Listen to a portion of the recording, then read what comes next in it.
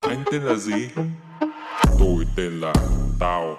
Tao ký ức fan 2K3 hai em chơi Peppa hai em ấy đi ăn bún đậu hàng khai thấy tao ngồi đến tiền ở VTV Hà Tây ra Hà Trung mua vàng nó một chỉ tao cật cây dùng 3G xem sách 5 lít một tháng đằng. Anh tên là gì? Tôi tên là Tao. Tao ký ức fan 2K3 hai em chơi Peppa hai em ấy đi ăn bún đậu hàng khai thấy tao ngồi đến tiền ở VTV Hà Tây ra Hà Trung mua vàng nó một chỉ tao cật cây dùng 3G xem sách 5 lít một tháng đằng. Anh tên là gì? Tôi tên là Tao. Tao ký ức fan 2K3 hai em chơi Peppa hai em ấy đi ăn bún đậu hàng khai thấy tao ngồi đến tiền ở VTV Hà Tây ra Hà Trung mua vàng nó một chỉ tao cật cây dùng 3G xem sách 5 lít một tháng đằng. Anh tên là gì? Tôi tên là Tao. Tao ký ức fan 2K3 hai em chơi Peppa hai em ấy đi ăn bún đậu hàng khai thấy tao ngồi đến tiền ở VTV Hà Tây ra Hà Trung mua vàng nó một chỉ tao cật cây dùng 3G xem sách 5 lít một tháng đằng. Anh tên là gì? Tôi tên là Tao.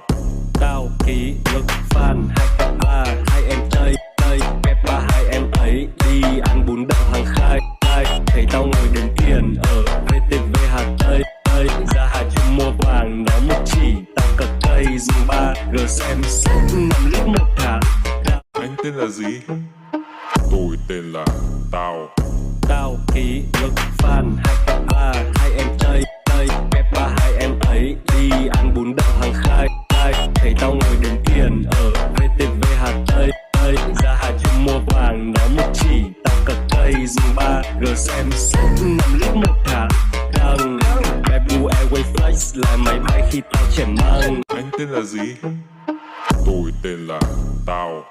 Tao ký ức fan 2K3 hai em chơi Peppa hai em ấy đi ăn bún đậu hàng khai thấy tao ngồi đến tiền ở VTV Hà Tây ra Hà Trung mua vàng nó một chỉ tao cật cây dùng 3G xem sách 5 lít một tháng đằng.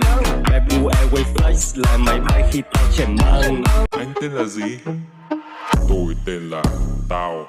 Tao ký ức fan 2K3 hai em chơi Peppa hai em ấy đi ăn bún đậu hàng khai thấy tao ngồi đến tiền ở VTV Hà Tây ra Hà Trung mua vàng nó một chỉ tao cật cây dùng 3G xem sách 5 lít một tháng đằng. Bamboo Airways Flight là máy bay khi tao. Anh tên là gì? Tôi tên là Tao. Tao ký ức fan 2K3 hai em chơi Peppa hai em ấy đi ăn bún đậu hàng khai thấy tao ngồi đến tiền ở VTV Hà Tây ra Hà Trung mua vàng nó một chỉ tao cật cây dùng 3G. Anh tên là gì? Tôi tên là Tao. Tao ký ức fan 2K3 hai em chơi Peppa hai em ấy đi ăn bún đậu hàng khai thấy tao ngồi đến tiền ở VTV Hà Tây ra Hà Trung mua vàng nó một chỉ tao cật cây dùng 3G xem sách 5 lít. Anh tên là gì? Tôi tên là Tao. Tao ký ức fan 2K3 hai em chơi Peppa hai em ấy đi ăn bún đậu hàng khai thấy tao ngồi đến tiền ở VTV Hà Tây ra Hà Trung mua vàng nó một chỉ tao cật cây dùng 3G xem sách 5 lít một tháng đằng. Anh tên là gì? Tôi tên là Tao. Tao ký ức fan 2K3 hai em chơi Peppa hai em ấy đi ăn bún đậu hàng khai thấy tao ngồi đến tiền ở VTV Hà Tây ra Hà Trung mua vàng nó một chỉ tao cật cây dùng 3G xem sách 5 lít một tháng đằng. Bamboo Airways Flight là máy bay khi tao trẻ măng. Anh tên là gì? Tôi tên tên là Tao. Tao ký lực fan 2K3 hai em chơi kẹp ba hai em ấy đi ăn bún đậu hàng khai thấy tao ngồi đền tiền ở VTV Hà Tây ra Hà Trung mua vàng nó một chỉ tao cật cây dùng 3G xem xét 5 lít một thả thằng em bu. Anh tên là gì? Tôi tên là Tao.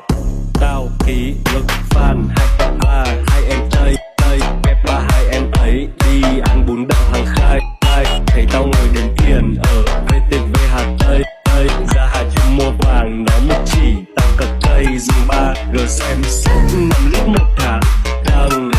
Anh tên là gì? Tôi tên là Tao. Tao ký lực fan 2K3 hai em chơi kẹp ba hai em ấy đi ăn bún đậu hàng khai thấy tao ngồi đền tiền ở VTV Hà Tây ra Hà Trung mua vàng nó một chỉ tao cật cây dùng 3G. Anh tên là gì? Tôi tên là Tao. Tao ký lực fan 2K3 hai em chơi kẹp ba hai em ấy đi ăn bún đậu hàng khai thấy tao ngồi đền tiền ở VTV Hà Tây ra Hà Trung mua vàng nó một chỉ tao cật cây dùng 3G xem xét 5 lít một thả thằng em bu em. Anh tên là gì? Tôi tên là Tao.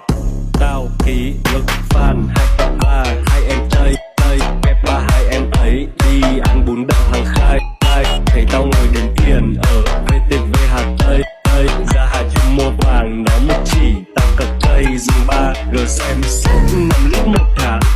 Anh tên là gì? Tôi tên là Tao.